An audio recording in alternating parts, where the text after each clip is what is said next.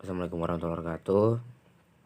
Kami dari kelompok 5 ingin mempresentasikan tentang lembaga eksaminatif yang terdiri dari Firman, Favian, Efra, dan Nufail.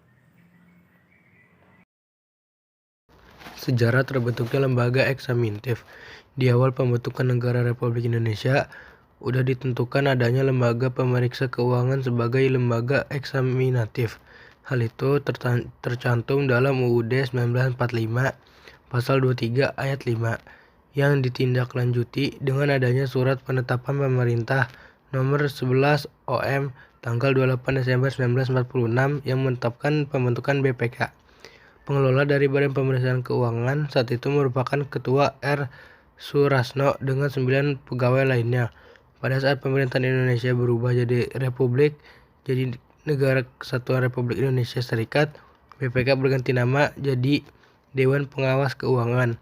Tapi setelah dikeluarkannya Dekret Presiden pada tahun 1959, DPK kembali pada fungsinya sesuai UUD 1945 dan berganti nama kembali jadi BPK.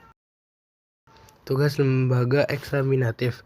Yang ke-1, pemeriksaan pengelola dan tanggung jawab keuangan yang dilakukan oleh BPK terbatas pada pemerintah pusat, pemerintah daerah, Bank Indonesia, lembaga negara lainnya, BUMN, Badan Layanan Umum, BUMD, dan semua lembaga lainnya yang mengelola keuangan negara. Yang kedua, pelaksanaan pemeriksaan BPK dilakukan atas dasar Undang-Undang tentang Pemeriksaan Pengelolaan dan Tanggung Jawab Keuangan Negara. Yang ketiga, pemeriksaan yang dilakukan BPK mencakup pemeriksaan kinerja keuangan dan pemeriksaan dengan adanya maksud tertentu. Yang keempat, hasil pemeriksaan pengelolaan dan tanggung jawab keuangan negara diserahkan kepada DPD, DPR, dan DPRD, dan juga menyerahkan hasil pemeriksaan secara tertulis pada Presiden, Gubernur, dan Bupati atau Wali Kota. Yang kelima atau terakhir, kalau terbukti adanya tindakan pidana, maka BPK wajib melapor pada instansi yang berwenang paling lambat 1 bulan sejak diketahui adanya tindakan pidana tersebut. 7. BPK memantau pelaksanaan tindak lanjut hasil pemeriksaan yang dilakukan oleh pejabat berwenang dan hasilnya diberitahukan secara tertulis pada DPRD, DPR, dan DPD dan pemerintah secara tertulis. Wewenang lembaga eksaminatif. Yang pertama, dalam menjalankan tugasnya, BPK punya wewenang buat menentukan objek pemeriksaan, merencanakan dan melaksanakan pemeriksaan.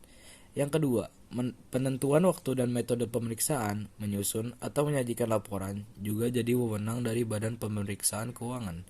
Yang ketiga, melakukan pemeriksaan di tempat penyimpanan uang dan barang milik negara, di tempat pelaksanaan kegiatan, pembukuan, dan tata usaha keuangan negara, serta pemeriksaan surat, bukti, rekening koran, pertanggungjawaban, dan daftar lain yang berkaitan dengan pengelolaan keuangan negara.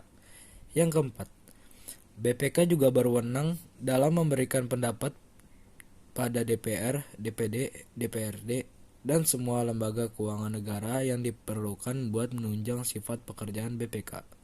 Yang kelima, BPK berwenang memberi nasihat atau pendapat berkait dengan pertimbangan penyelesaian masalah kerugian negara. Penyimpangan yang pernah dilakukan lembaga eksaminatif. Yang pertama, dalam pemeriksaan LKPP tahun 2019, BPK masih menemukan adanya penyimpangan belanja perjalanan dinas dalam 2 mata uang, rupiah dan dolar Amerika Serikat, yang mengakibatkan belum tercapainya tujuan kegiatan atas realisasi belanja perjalanan dinas yang belum tertib atau belum sesuai dengan ketentuan.